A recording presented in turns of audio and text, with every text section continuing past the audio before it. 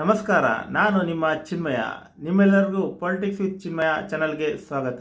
ನಿಮ್ಮೆಲ್ಲರ ಅಚ್ಚುಮೆಚ್ಚಿನ ದಿನಕ್ಕೊಂದು ಮಾಹಿತಿ ಸಂಚಿಕೆಯಲ್ಲಿ ಧಾರವಾಡ ಲೋಕಸಭಾ ಕ್ಷೇತ್ರದ ಮಾಹಿತಿಯನ್ನು ಹಂಚಿಕೊಳ್ಳಲು ಇಚ್ಛಿಸುತ್ತೇನೆ. ಧಾರವಾಡ ಲೋಕಸಭಾ ಕ್ಷೇತ್ರದ ವ್ಯಾಪ್ತಿಯಲ್ಲಿ ಒಟ್ಟಾರೆಯಾಗಿ 8 ವಿಧಾನಸಭಾ ಕ್ಷೇತ್ರಗಳಿವೆ. 8 ವಿಧಾನಸಭಾ ಕ್ಷೇತ್ರಗಳಲ್ಲಿ ಧಾರವಾಡ, ಹುಬ್ಳಿ ಧಾರವಾಡ ಪೂರ್ವ, ಹುಬ್ಳಿ ಧಾರವಾಡ ಕೇಂದ್ರ, ಹುಬ್ಳಿ ಧಾರವಾಡ ಪಶ್ಚಿಮ, ನವಲಗುಂದ, ಕುಂದಗೋಳ, ಕಲಘಟಗಿ ಹಾಗೂ ಶಿಗ್ಗಾವಿ. ಒಟ್ಟಾರೆಯಾಗಿ 8 ವಿಧಾನಸಭಾ ಕ್ಷೇತ್ರಗಳಲ್ಲಿ 4 ವಿಧಾನಸಭಾ ಕ್ಷೇತ್ರಗಳಲ್ಲಿ ಬಿಜೆಪಿ ಶಾಸಕರಿದ್ದಾರೆ. 4 ವಿಧಾನಸಭಾ ಕ್ಷೇತ್ರಗಳಲ್ಲಿ ಕಾಂಗ್ರೆಸ್ ಶಾಸಕರಿದ್ದಾರೆ. 2009ರ ಚುನಾವಣೆಯಲ್ಲಿ ಬಿಜೆಪಿಯಿಂದ ಪ್ರಹ್ಲಾದ್ ಜೋಶಿ ಅವರು ಗೆದ್ದಿರುತ್ತಾರೆ. 2019ರ ಚುನಾವಣೆಯಲ್ಲಿ ಬಿಜೆಪಿಯಿಂದ ಪ್ರಹ್ಲಾದ್ ಜೋಶಿ ಅವರು ಗೆದ್ದಿರುತ್ತಾರೆ. 2014ರ ಚುನಾವಣೆಯಲ್ಲಿ ಸಹ ಬಿಜೆಪಿಯಿಂದ ಪ್ರಹ್ಲಾದ್ ಜೋಶಿ ಅವರು ಗೆದ್ದಿರುತ್ತಾರೆ.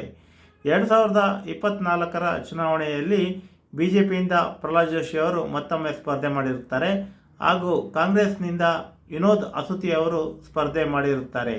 ಕರ್ನಾಟಕದ 2ನೇ ಹಂತದ ಚುನಾವಣೆಯಲ್ಲಿ ಮೇ 7ರಂದು ಧಾರವಾಡ ಲೋಕಸಭಾ ಚುನಾವಣೆಗೆ ಮತದಾನ ನಡೆಯುತ್ತಿದೆ. ಈ ಬಾರಿ ಯಾರು ಗೆಲ್ಲಲಿದ್ದಾರೆ ಎಂದು ಕಾದು ನೋಡೋಣ. ಧನ್ಯವಾದಗಳು.